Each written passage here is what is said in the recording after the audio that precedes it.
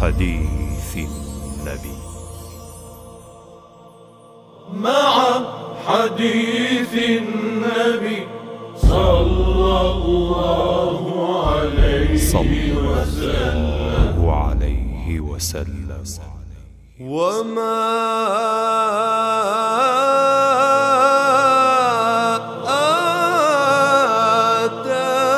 آتاكم الرسول فخذوه وما نهاكم عنه فانتهوا واتقوا الله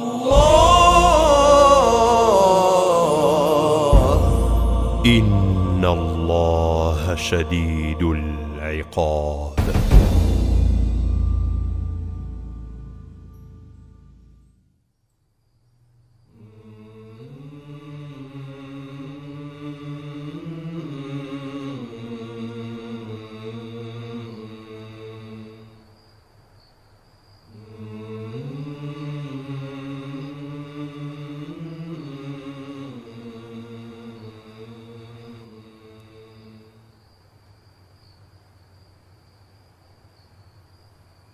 عن أبي هريرة رضي الله عنه قال: سمعت رسول الله صلى الله عليه وسلم يقول: ما نهيتكم عنه فاجتنبوه، وما أمرتكم به فأتوا منه ما استطعتم، فإنما أهلك الذين من قبلكم كثرة مسائلهم واختلافهم على أنبيائهم. رواه بخاري ومسلم. لأبو هريرة رضي الله عنه دفرمي جویم لرسول الله صلى الله عليه وسلم دي فرمو أوي من لم قدغ كردونا أو ليدور كونا، وأوي من كفرمان بي كردونا جيب زيبك بەپێی تواناتان. بەڕاستی قەومانی پێش ئێوە بە هیلاک چوون بەهۆی پرسیارکردنی زۆرەوە و دووبەرەچی و ناکۆچیان لە نێوانیاندا دروست بوو لەگەڵ پێغەمبەرەکانیان، ئەوەش بووە هۆی لە ناوچوونیان. بەڵێ الله سبحانه وتعالى دەفەرمێ: يا أيها الذين آمنوا أطيعوا الله وأطيعوا الرسول ولا تبطلوا أعمالكم. ابن جرير طبري رحمه الله دفرمي واتا أي أواني باوەڕتان هێناوە گوێڕایەلی الله سبحانه وتعالى ورسولكي بكن صلى الله عليه وسلم لهمو أمر نهيك كفرمانتان بيدكا، وكردوكانشتان بەتاڵ مەکەنەوە بەسەر پێچی، وكفر مەکەن بە الله سبحانه وتعالى ورسولكي صلى الله عليه وسلم، چونکە هەموو کردەوەکانتان هەڵدەوەشێتەوە. لە ئاەتێکی تردا الله سبحانه وتعالى دەفەرمێ: قل إن كنتم تحبون الله فاتبعوني يحببكم الله ويغفر لكم ذنوبكم.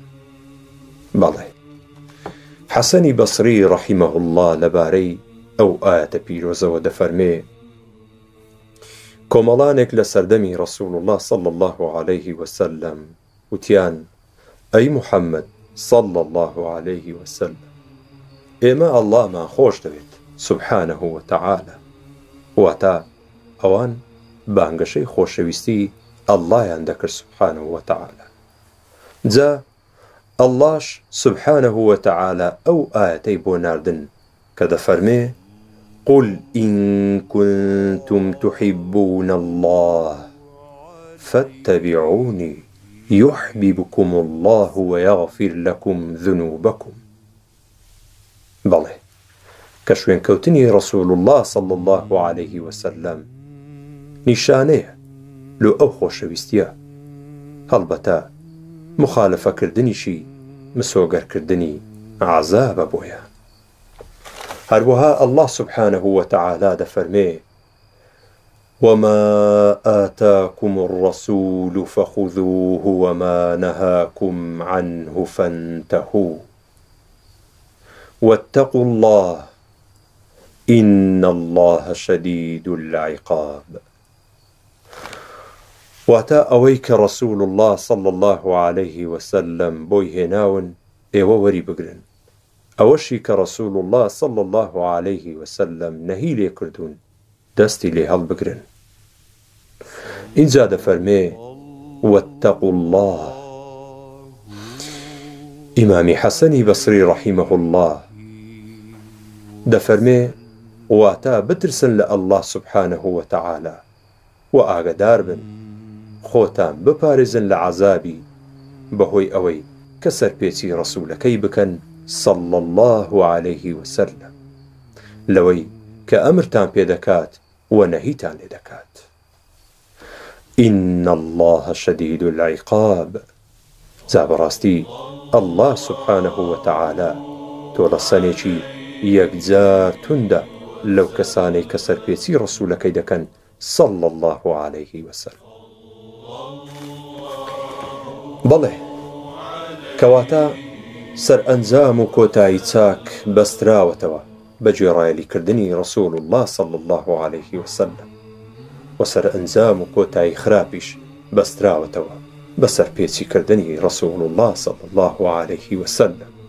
هەروەک ئەبوو هورەیرە رضي الله عنه دەفەرمێ ڕەسوول الله صلى الله عليه وسلم دەفەرمێ هەموو ئومەتەکەم دەچێتە بەهەشت جگە لەو کەسەی کە نەیەوێت. جایمەش وتمان یا ڕەسوول الله صلى الله عليه وسلم ئەوە چێ نایەوێت؟ ئەویش فەرمووی ئەوەی گوێڕایەلیم بکات دەچێتە بەهەشت و ئەوەیشی سەرپێچیم بکات دەچێتە دۆزەخ. و هەروەها ئیمامی بەربەهاری رحیمه الله ئاگادارمان دەکاتەوە دەفەرمێ بزانن کە ئیسلام بریتیە لە سنەت و سنەتیش بریتیە لە ئیسلام و هیچ یەکێکیشیان بەبێ ئەوی تر ڕاست نابێتەوە. زاکەواتە گرنگترین شت ئەوەیە کە فێری ببین بریتیە لە زانست جا زانستیش بریتیە لە قورئان و لە سنەت. ئینجا لەم بارەشەوە مالیکی کوڕی ئەنەس ڕەحیمەه الله ڕێنماییمان دەکات و ئاگادارمان دەکاتەوە لەوەی کە هەر لەگەڵ هەڵهێنانی یەکەمین هەنگاو بۆ بەدەستهێنانی ئەو زانستەش دەفەرمێ بزانە ئەم زانستە گۆشت و خوێنی تۆیە و دەربارەشی لێپرسینەوەت لەگەڵ دەکرێ لە قیامەت. جا سەیرکە و بزانە کە لە چێی وەردەگری. بەڵێ عاصمی ئەحوەل ڕەحیمەه الله دەفەرمێ ئەبوو العالیە ڕەحیمەه الله بە ئێمەی فەرموو سەرەتا فێری ئیسلام بن، جا ئەگەر فێری ئیسلام بوون ئەوە فێری قورئان بن، و ئەگەر فێری قورئان بوون ئەوە فێری سنەت بن، چونکە سنەتی ڕەسوول الله صلى الله عليه وسلم ڕێگایەکی ڕاست و دروستە. و ئاگادار بن لەوەی ڕێگاکانتان بگۆڕن بەلای ڕاست و چەپ، و ئاگاداری ئەو هەوا و ئارەزووە ئازار بەخشانە ببن کە دوژمنانی دینەکەتان دەیخەنە ناو خەڵکیەوە. هەروەها ئەبوو هورەیرە رضي الله عنه دەفەرمێ ڕەسوول الله صلى الله عليه وسلم فەرموویەتی لە ئاخر زەماندا خەڵکی دەجال ئاسا درۆزن پەیدا دەبن کە شتانێکتان بۆ باز دەکەن نەخۆتان نە باو باپیرانتان نەتان بیستووە، جاوریا بن نەخەڵەتێن. بەڵێ واتە داعیە قسە بۆ خەڵکی دەکات بەڵام لەسەر سنەت نییە.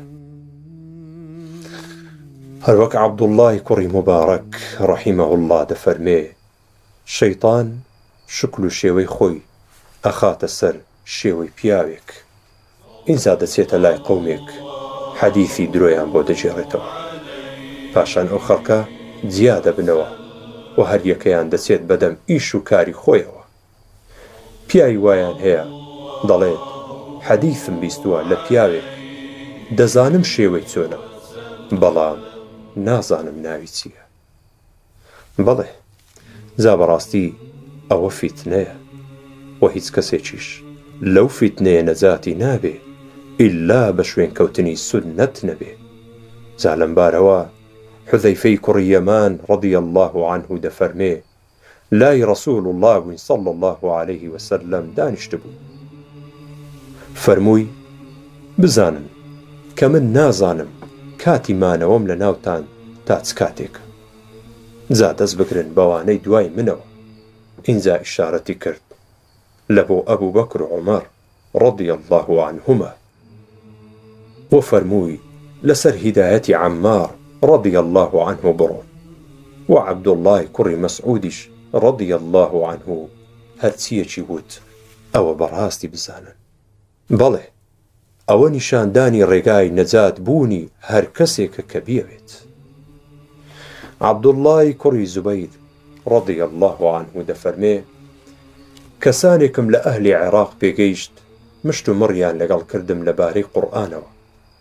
دەفەرمێ سوێن بە ئەڵڵا سوبحانه وتەعالا نەمدەتوانی وەڵامی کۆمەڵێک شتیان بدەمەوە، دامنا پێداچونەوە بکەم لە قورئاندا. جا سکاڵای ئەوم بردە لای باوکم واتە زوبەیر ڕەضی الله عنه. جا ئەویش فەرمووی بەڕاستی هەموو قەومێ قورئان دەخوێنێتەوە و بە حەز و ئارەزووی خۆیان لێکدانەوەی لەبۆ دەکەن و لە بابەتەکانی هەڵە دەکەن. جا ئاگدار بە ئەگەر گەڕانەوە بۆلات ئەوە گفتوگۆیان لەگەڵ بکە بە سونەتی ئەبوو بەکر و عومەر ڕەضی الله عنهما، ئەوان نکۆڵی ناکەن و شارەزاترن بە قورئان لێیان. بەڵێ دەفەرمێ ئینجا کە گەڕانەوە گفتوگۆم لەگەڵ کردن بە سونەتی ئەبی بەکر و عومەر ڕەضی الله عنهما. دەفەرمێ سوێن بە ئەڵڵا سوبحانه وتەعالا لەگەڵم نەمانەوە و دانەنیشتن. الله لە سونەت. هەر بۆیە زوهری ڕەحیمەه الله دەفەرمێ فێربوونی سونەت باشترە لە عیبادەتی 100 ساڵ. بەڵێ جا شەعبی ڕەحیمەه الله ئامۆژگاریمان دەکات و دەفەرمێ ئاگدار بن هەر شتێک لە هاوڵانی ڕەسوول الله صلی الله عليه وسلم بۆتیان جێڕایەوە ئەوە وەری بگرە و لەسەری بڕۆ، و هەر شتێکیش لە غەیری ئەوانەوە بۆتیان جێڕایەوە ئەوە بیخەرە ناو شوێنی پیساییەوە. بەڵێ بەقیەی کوڕی ئەلوەلید ڕەحیمەه الله دەفەرمێ ئەوزاعی ڕەحیمەه الله پێیوتم ئەی بەقیە بزانە کە عیلم ئەوەیە کە لە هاوڵانی ڕەسوول الله صلی الله عليه وسلم هاتووە و ئەوەی لەوانەوە نەهاتبوو ئەوە عیلم نییە. و هەروەها بەربەهاری ڕەحیمەه الله دەفەرمێ بزانە ڕەحمەتی ئەڵڵا سوبحانه وتەعالات لێبێ ئاگدار بۆ بزانە ئەم دینە لەلایەن ئەڵڵا سوبحانه وتەعالا هاتووە و لەسەر عەقڵ و بۆچوونی مرۆڤەکان دانەندراوە و زانستەکەی لە لای ئەڵڵایە سوبحانه وتەعالا و ڕەسوولەکەیەتی. جا بۆیە شوێنی هیچ شتێک مەکەوە بە حەز و ئارەزووی خۆت تا بەو هۆیەوە لە ئاین یاخی ببیت و لە ئیسلام دەربچیت و هیچ حوجەیەکت نییە، چونکە ڕەسوول الله صلی الله عليه وسلم سنەتی بۆ ئومەتەکەی ڕوون کردوتەوە و بۆ هاوڵانیشی ڕیدوان الله عليه ڕوون کردوتەوە و ئەوانیش جەماعەتن و ئەوانیش زۆربەی خەڵکن. جا زۆربەی خەڵکیش بریتیە لە حەق و ئەهلی حەق. جا هەر کەسێک جیاواز بێت لەگەڵ هاوڵانی ڕەسوول الله صلی الله عليه وسلم لە شتێکدا لە کاروباری ئەم دینە ئەوە ئەو کەسە کوفری کردووە. بەڵێ کەوا بوو هیچ کەسێک ڕزگاری نابی ئیلا بە سونەت نەبێ. لەم بارەشەوە عەبدوڵڵای کوڕی عەباس ڕەضی الله عنهما دەفەرمێ ڕەسوول الله صلی الله عليه وسلم فەرمووی ئەی خەڵچینە من لە دوای خۆم دووشتم بۆ جێهێشتون، ئەگەر دەستی پێوە بگرن و پەیڕەوی بکەن ئەوە هەرگیز گومڕا نابن. ئەویش کتێبەکەی ئەڵڵایە سوبحانه وتەعالا کە قورئانە لەگەڵ فەرموودەکانی من. بەڵێ بەبێ هیچ گومانێک هەر کەسێک دەستیان پێوە بگرێ ئەوە لە هیدایەتدایە و هەر کەسێکیش دەستی لێوەی بەردات ئەوە بە دڵنیاییەوە لە گومڕاییدایە. هەروەک ڕەسوول الله صلى الله عليه وسلم دەفەرمێ ڕاستترین فەرموودە کتێبی ئەڵڵایە سبحانه وتعالى و باشترین ڕێنموویی محەممەدە صلى الله عليه وسلم و خراپترینی کاروبارەکان داهێنرا و تازەکانیەتی و هەموو داهێنراوێکیش بیدعەیە و هەموو بیدعەیەکیش گومڕاییە و هەموو گومڕاییەکیش لە ئاگری دۆزەخدایە. هەروەها مالیکی کوڕی ئەنەس ڕەحیمەه الله دەفەرمێ بزانن کە سونەت وەک کەشتی نوح عەلەیه السەلام جا هەر کەسێک سواری سەرپشتی بێ ئەو ڕزگاری بووە و هەر کەسێکیش لێی دواکەوێت ئەوە خنکاوە. بەڵێ ڕەسوول الله صلى الله عليه وسلم ئاگادارمان دەکاتەوە لە ترسناچی دووربوون و پشت هەڵکردن لە سونەت. دەفەرمێ هەر کەسێک پشت بکات لە سونەتی من ئەوە لە من نییە. و هەروەها دەفەرمێ هەر کەس کردەوەیەکی کردو و فەرمانی ئێمەی لەسەر نەبوو ئەوە ڕەت دەکرێتەوە. جا لەمبارەوە سەعیدی کوڕی جوبەیر ڕەحیمەه الله دەفەرمێ بزانن کە هیچ وتەیە قبوڵ نابێ ئیلا بە کردەوە نەبێ و هیچ کردەوەیەکیش قبوڵ نابێ ئیلا بە وتە نەبێ. جا هیچ وتە و کردەوەیەکیش قبوڵ نابێ ئیلا بە نیەت نەبێ و هیچ یەکێکیش لە وتە و کردەوە و نیەت قبوڵ نابێ ئیلا بە موافقەی سونەت نەبێ. جا ئیبن بەطا ڕەحیمەه الله دەفەرمێ هاوار و تیاچوون بۆ ئەو کەسەی کە قورئان و سونەت بەڵگە و دەلیلی نەبێت ئای چەندە گومڕا بووە و لە ڕێگاکە لایدا و بەڕاستی ئەو کەسە کاروباری تێک چووە و خراپترین حاڵی هەیە. حوذەیفە ڕەضی الله عنه ئامۆژگاریمان دەکات و دەفەرمێ بزانن کە هەر عیبادەت و پەرستشێک هاوڵانی ڕەسوول الله صلى الله عليه وسلم ئەنجامیان نەدابێت ئێوەش مەیکەن و ئەنجامی مەدەن. جا بە تایبەت ئێوە ئەی قورئان خوێنان لە ئەڵڵا سبحانه وتعالى بترسن و لەسەر ڕێبازی کەسانی پێش خۆتان واتە هاوڵان ڕیدوان الله عليهم ڕێ بکەن و لەیلا مەدەن. هەر بۆیە ئەحمەدی کوڕی حەنبەل ڕەحیمەه الله لە گرنگی ئەو باسەدا ئاگادارمان دەکاتەوە دەفەرمێ بزانن کە بنچینەکانی سوننە واتە تەوحید هەر ئەوەیە کە دەست بگریت بەوەی کەوا هاوڵانی ڕەسوول الله صلى الله عليه وسلم لەسەری. ئەوزاعی ڕەحیمەه الله ئەوش بە هەمان شێوە ئامۆژگاریمان دەکات و دەفەرمێ ئارام بگرە لەسەر سونەت و بوەستە لەسەر ئەوەی کە هاوڵان ڕیدوان الله عليهم لەسەری وەستاون و ئەوە بڵێ کە ئەوان دەیڵێن و دەست هەڵگرە لەوەی ئەوان دەستیان لێ هەڵگرت و شوێن ڕێگای پێشینانی چاکە کار بکەوە لەبەر ئەوەی ئەوەندە بەستە و بەشت دەکات کە بەشی ئەوانی کردووە.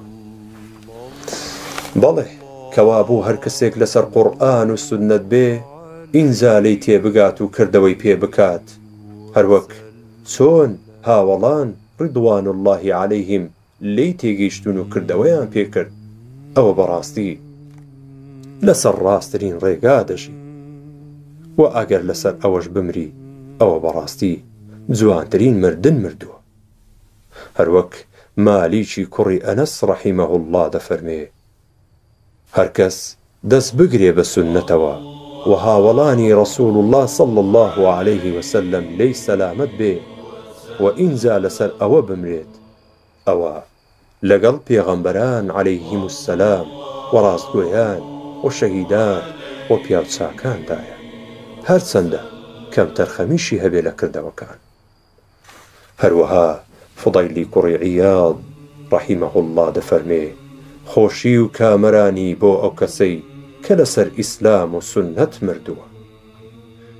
جا یەحیای کوڕی عەون ڕەحیمەه الله دەفەرمێ لەگەڵ سەحنون ڕەحیمەه الله چوون بۆ لای ئیبن قەسار ڕەحیمەه الله کە نەخۆش بوو. جا سەحنونیش ڕەحیمەه الله پێی فەرموو ئەو ڕاڕایە چییە؟ ئەویش فەرمووی مردن و بەڕێکەوتن بۆ لای ئەڵڵا سوبحانەه وتەعالا. سەحنون ڕەحیمەه الله پێی فەرموو ئایا باوەڕت بە پێغەمبەران و جەهەنەم و بەهەشت و زیندووبوونەوە و حیساب و بەوەی کەوا باشترینی ئەم ئوممەتە ئەبوو بەکر پاشان عومەرە و قورئان کەلامی ئەڵڵایە سوبحانەه وتەعالا مەخلوق نییە و ئەڵڵا لە ڕۆژی دواییدا دەبیندرێ و ئەڵڵا سوبحانەه وتەعالا لەسەر عەرش دانیشتووە بەرز بۆتەوە سەرکەوتووە و جێگیر بووە و دەرنەچیت بە شمشێر لەسەر پێشەوایان ئەگەر ستەمکاریش بن؟ فەرمووی بەڵێ وەڵڵاهی باوەڕم وایە. ئینجا سەحنونیش ڕەحیمەه الله پێی فەرموو دەی بمرە هەر کاتێک دەتەوێت. لە کۆتاییدا عەبدوڵڵای کوڕی موبارەک ڕەحیمەه الله دەفەرمێ ئەی براکەم بزانەکەوا مردن لە ئەمڕۆدا ڕێز و کەرامەتە بۆ هەموو موسڵمانێک کە لەسەر سونەت بگەڕێتەوە دیداری ئەڵڵا سوبحانەه وتەعالا. فإنا لله وإنا إليه راجعون. سابەڕاستی شەکوا و سکاڵای خەم و خەفەتمان و کەمی یارمەتیدەران و دەرکەوتنی ئەو هەموو بیدعەیە تەنها دەگەڕێنینەوە بۆ لای ئەڵڵا سوبحانەه وتەعالا و هەروەها سکاڵای ئەو موسیبەتە گەورەیەی کە بەسەر ئەو ئوممەتە هاتووە لە نەمانی زانایان و ئەهلی سوننە و دەرکەوتنی بیدعەکان و هەر ئەگەڕێنینەوە بۆ لای ئەڵڵا سوبحانەه وتەعالا. صلى الله عليه وسلم.